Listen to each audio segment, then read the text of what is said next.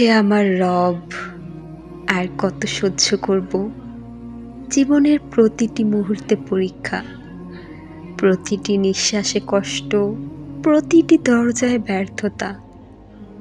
মানুষ বলে সহ্য করো, কিন্তু রহমান, আমার অন্তর চিৎকার করে বলে আমি আর পারছি না। হে রব, আমার চোখ ভরে গেছে অশ্রুতে, আমার বুক ভরে গেছে যন্ত্রণায়, তবুও আমি শুধু তোমার কাছেই ফিরে আসি, কারণ আমি জানি তুমি ছাড়া আমার আর কারো কাছে যাওয়ার নেই।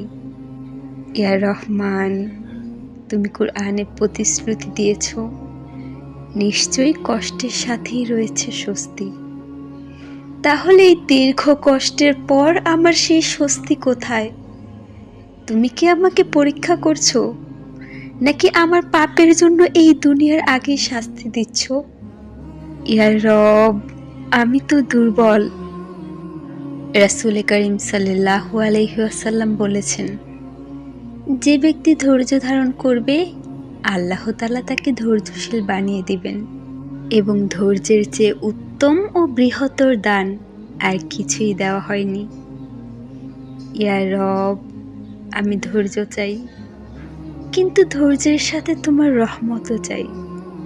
আমার অন্তর ভেঙে গেছে, তুমি দয়া না করলে আমি টিকতে পারবো না।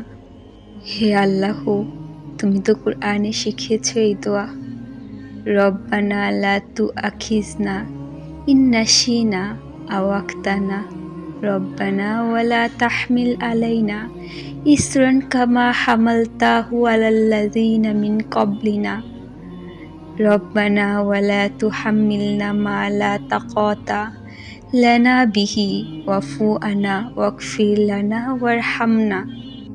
হে আমাদের রব, আমরা ভুলে গেলে বা ভুল করলে আমাদের পাকড়াও করো না। হে আমাদের রব, আমাদের উপর সেই ভার দিও না যা তুমি আমাদের পূর্ববর্তীদের উপর দিয়েছিলে। হে আমাদের রব, আমাদের এমন বোঝা দিও না যা বহন করার ক্ষমতা আমাদের নেই। আমাদের ক্ষমা করো, আমাদের মার্জনা করো, আমাদের প্রতি দয়া করো। ইয়া রহমান, এই দোয়াটা আজ আমি আমার অন্তরের গভীর থেকে তোমার কাছে চাইছি। আমাকে এমন বোঝা দিও না যা আমার সহ্যের বাহিরে। হে আমার রব, আমার গুনাহকে তোমার রহমতের জোয়ারে ডুবিয়ে দাও, আমার দুঃখকে জান্নাতের আলোয় বদলে দাও, আমার কষ্টকে কবুল দোয়ায় রূপান্তরিত করো। হে রব্বুল আলামিন, তুমি তো বলেছ আমাকে ডাকো, আমি তোমাদের ডাকে সাড়া দেব।